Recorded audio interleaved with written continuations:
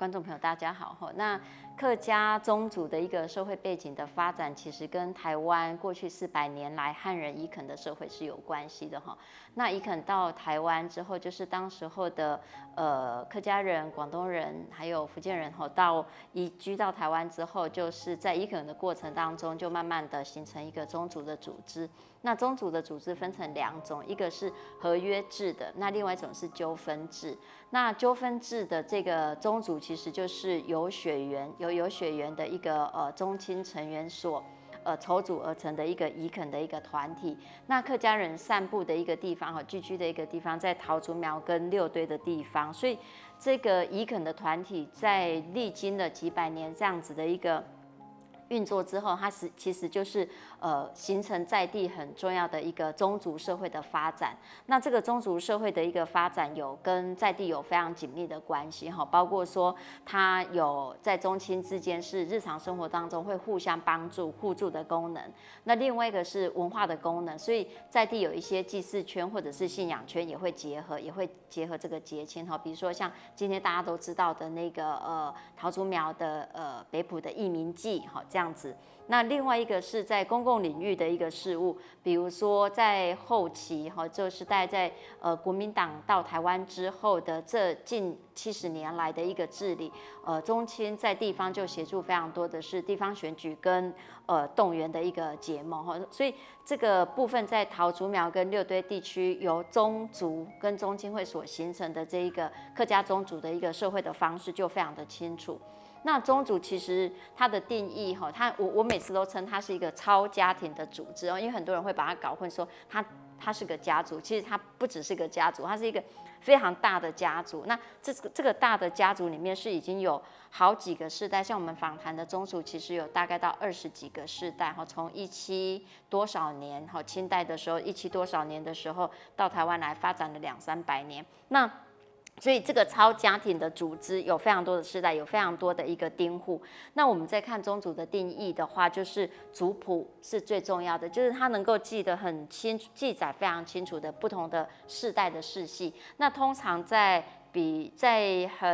很庞大的或者是很正式的一个宗族，一定会有一个招募，好，所以我们会从招募来判断这个世系之间的男性子孙的名字，他会顺这个招募。那招募也是宗族他们在传承家系发展时候的一些精神哈，就是家训，像这样子，那他们的名字就都会循着这些招募。比如说，当你看到这一群男孩子，他名字当中都压一个国，或压一个晋，或压一个刚强的刚等等，这些就是他们大概就是这个世代的一个子孙哈，宗族的一个子孙。那这个是族谱的一个很重要的一个功能，就是把世系子孙都记载得非常的清楚。那第二个定义就是它会有公厅跟祠堂，那公厅祠堂的叫法不太一样，可大概就是有的地方叫祠堂，有的地方叫公厅，那都是祭祀他的历代祖先的一个公共的场所，但这个公共的场所就是隶属于整个大的宗族、大的一个家族哈。那有些正式的宗族，它1年可能会有7次到9次的正式的一个祭拜哈，就是在重要的3节，然后加上过年，那清明是一定有的这样子。好，那小的宗族也会遵守到那个祖先祭、过年加清明这几个季节，还有中元这几个祭祀这样子。那宗族的公厅是每天会有人值班，好轮班，好值班去上香，好就是每天都要跟我们的祖先，好跟他们的祖先晨起问安，然后跟他奉茶这样子，每天早晚上香是一定要的，这样这个是公厅跟祠堂的一个很重要的一个任务这样子。那另外一个就是祖塔哈，那祖塔的部分在客家这边桃竹苗这边还有在六堆，我们有看到说客家他在追求一个对祖先的崇敬跟尊敬，所以会把一些祖先就是在过世之后，重新过去因为没有火化哈，那过去有那个等到第2次捡骨的那个在2次葬的时候，把它给收集起来，然后放到坟塔或者是祖塔。那这个也是一个宗族的一个定义，但是没有祖塔跟公厅，不见得就不能称为宗族哈。所以这边要提到的就是说，宗族西方学者、西方的老师学者跟我们东方学者在看宗族的定义有点不一样，那西方学者会认为宗族其实是有它的功能在哈，那个功能可能是在于防御哈，早期伊肯社会的防御的这样子的一个功能，或者是财产共同拥有的一种结盟组织。可是，在台湾这边的人类学者会重视到的是宗族的世系，这个房跟系之间对我们社会文化的这种汉人亲属结构的意义，那这个是很不一样的。好，那所以从族谱、宫廷祠堂、祖塔，然后到公共的财产，就宗族公共的财产，这大概就是可以判断出来宗族到底在哪里哈。所以其实各位朋友，如果有时间有机会的话，你们到桃竹苗的乡间哈，特别是在桃园南部像新屋、杨梅、观音，然后到新竹的湖口，然后就这样一路下去北埔，然后还有到那个六堆、嘉东、潮州。像这些地方都可以很清楚的从它有没有堂号，就是一个建筑，你看起来它有点像庙，可是它其实不是庙，它其实是家庙，宗族的家庙。那加上如果你有看到堂号的话，像天水堂是江，然后那个饮水堂，饮川堂是陈，然后还有江夏堂姓黄。像你只要有看到这些堂号，你大概就可以判断出来，哦，这就是宗族所在地啊。那个有堂号的地方就是他们的宫厅所在，这样子，对。那宗族为什么后来开始去设立姑婆牌跟鹿竹塔？这个非常的珍贵，也就是说，宗族它其实是汉人亲属结构的这个系统。我们的这个系统事实上的意义是，不只是规范了活着的人，也规范死亡的人。也就是说，我们活着的人，每一个人都有一个很重要的亲属的位置啊。那这个亲属的位置是靠着婚姻来缔结起来的。那宗族它是一个父系的传承的组织父系的祭祀组织那这个祭祀的组织就由男性来作为主要的传承者，所以在过去宗族跟家族家系很重要的是一个父子轴的传承那这也是徐朗光学者老师所说的，就是父子同一轴，就父传子，子再传他的小孩，这样子传下来。所以在这一个父系的传承底下，男性会被视为他是永久的成员，可是女性呢会被排除掉，就是女性她被预设是外嫁的。那也是就是我们过去传统的观念，就是女性为什么是嫁出去那就跟这个宗法的那个精神跟规范，对性别的规范是有很大的一个关系所以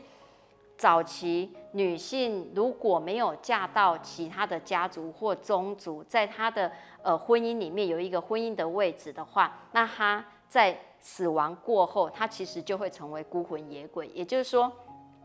父子轴的传承，他预设男性，即便他在过世之后，他还是留在这个家庭，他会被这个家庭、被这个宗族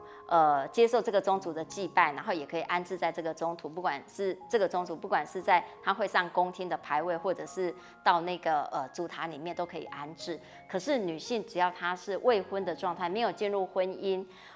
或者是离婚等等，有在婚姻不一样的那个处理的话，那他可能就死后就没有这个一个亲属的位置所以像早期在那个宗族这边，未婚女儿或早夭的女儿，那他们如果有这种情况发生的话，其实都会放在外面的佛寺或者是安乐园所以大家应该都很常听到，像在苗栗的狮潭那边，然后还有新竹的灵隐寺青草湖那边，大概都是我在访谈中听到宗族他们把他们的未婚女儿夭折或者是过世之后放在那个地方了。那近几年开始，客委会还有国内有非常多的性平学者性别专家都提到，很关切，就是我们这种传统的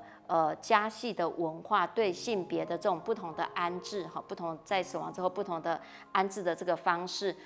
有值得再重新讨论，或者是说我们可以来思考怎么做的比较好的方式。那就开始提到说，女儿其实可以回家的，可以回到所谓的原本的宗族的这个家。那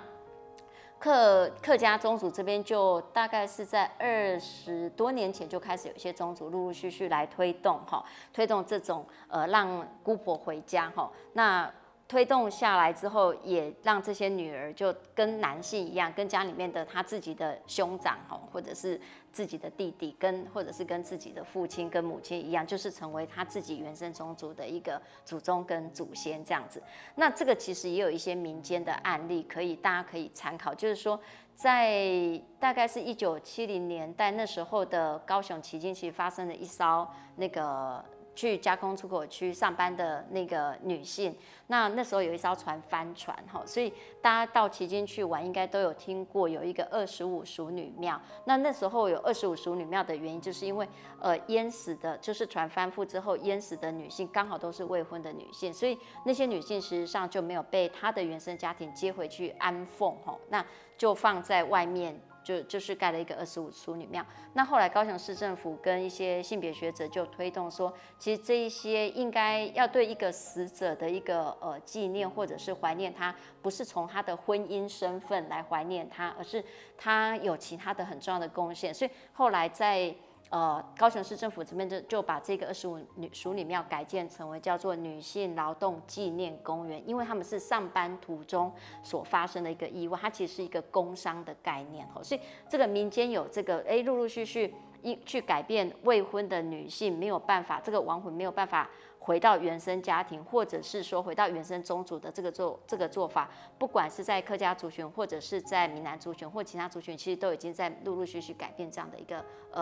那个方式。